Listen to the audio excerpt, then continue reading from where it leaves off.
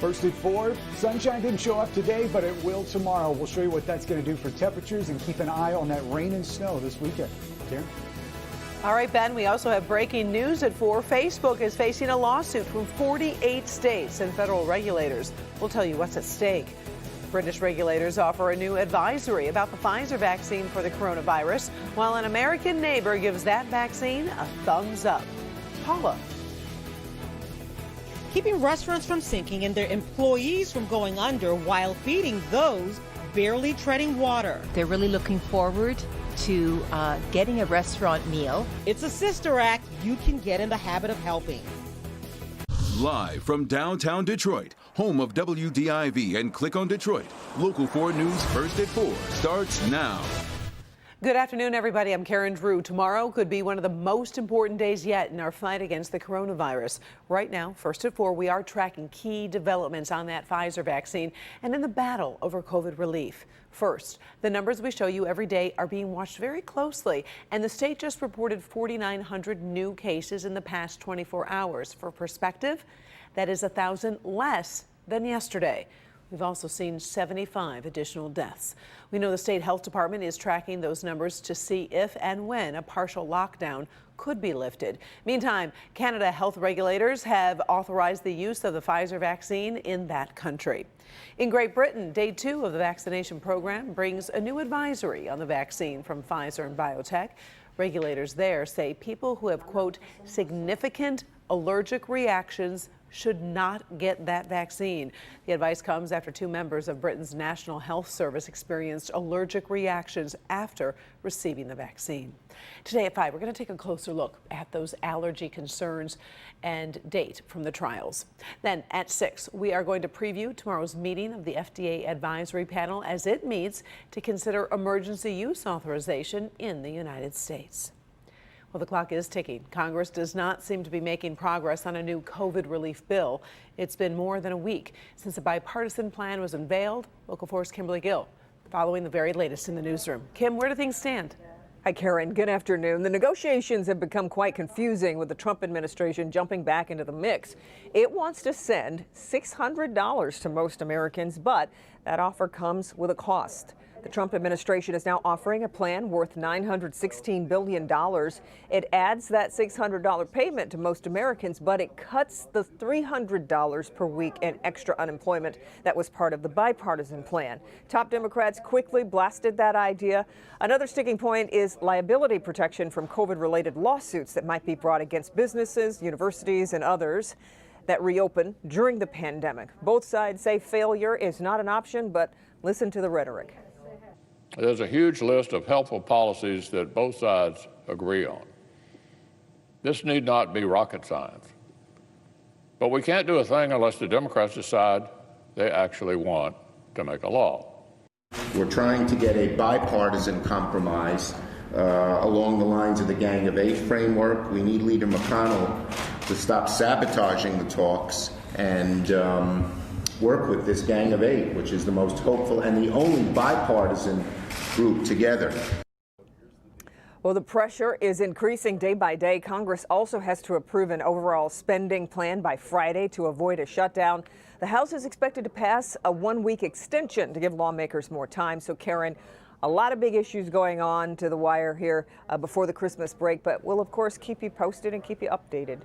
Always appreciate it. Thank you, Kim. Sure.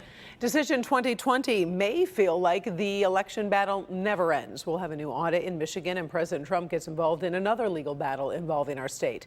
Hours ago, the president tweeted his intention to get involved in a suit filed by the Attorney General in Texas.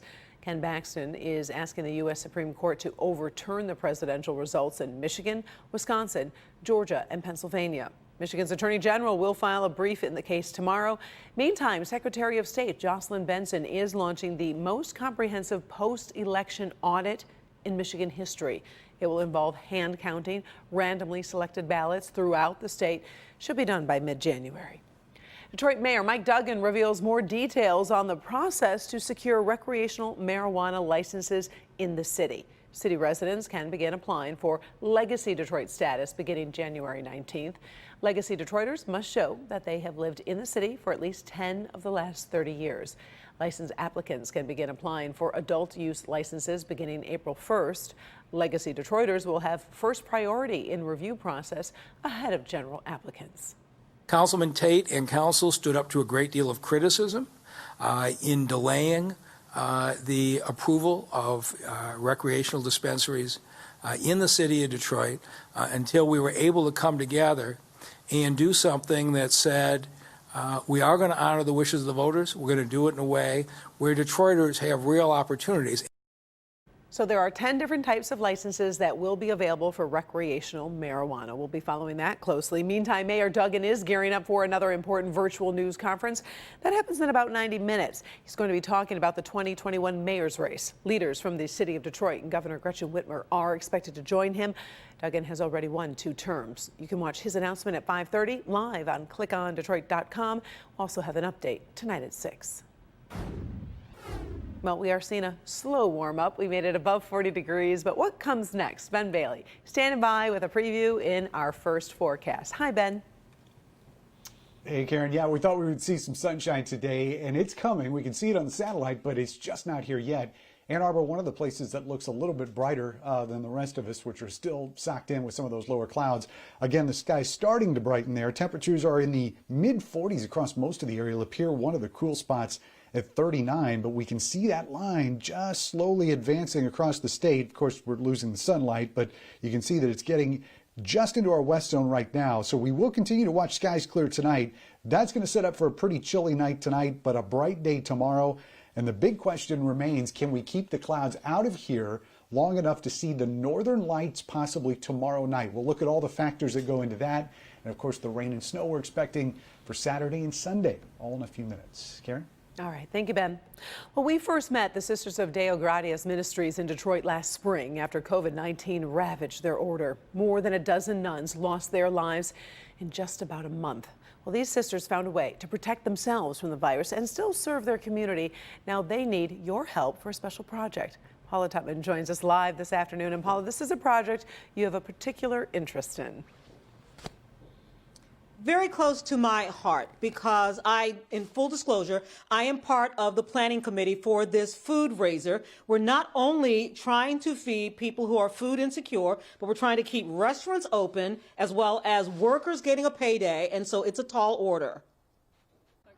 When you meet Benjamin Turner, you get the sense that he's not a person who is really accustomed to needing help, because he's the one who usually gives the help, like caring for his grandchildren who are suddenly home from school, staying with him and eating a lot. With me having a spinal cord injury, there were days I'd have to walk up to the store by myself, and it just took a toll. And so Benjamin has gotten to know the Sisters of the Deo Gratias Ministries, who operated a food bank on Detroit's east side during the beginning of the pandemic and have a free food cafe. And now they are doing a food raiser to provide a big holiday meal to anyone who needs it. We're hoping to prepare anywhere between 500 to 1,000 meals to people that are in need in the Metro Detroit area. It's called the Habit of Kindness Food Raiser. Just for like $10 can provide a meal for a person who is in need. And then at the same time, you know, we're working with local restaurants in the area to help them to stay in business as well. It's a little different because the nuns are not asking restaurants for food donations, but instead are raising funds to actually pay for the meals to help keep area eateries open, like Central Kitchen in the Campus Marshes. When the restaurant is full, we can seat everybody, it's about 126 people. Our capacity right now is 36, so it's quite a bit of difference. We went from employing about 30-some employees to, at this moment right now, employing 6. And because the nuns are paying the restaurants, it helps keep them afloat. Because the restaurants can pay to bring back some of their workers, it keeps workers from sinking. It helps us keep staff employed. It helps give them more hours. And it generates sales for us that we otherwise would not have.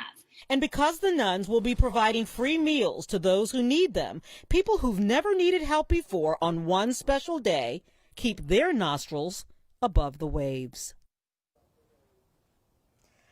Okay, so Again, we're raising money. Saturday's our last day. We've got to give these restaurants their orders. We will put information on how to donate on our social media platforms. And if you need our help, let us know. But if you can help us, by all means, reach out, Karen. Oh, I love this program. Thank you so much, Paula, for bringing this attention to it. Still ahead here first at 4. Breaking news as Facebook faces a new legal crisis. This new challenge could force the tech giant to break into pieces. Also, I bet you can guess how this happened. Something took a big bite out of the surfboard. We'll talk about the attack and how the surfer is doing today. This video might remind you of the Loch Ness Monster. It is not. We'll talk about a surprise visitor that's getting a lot of attention.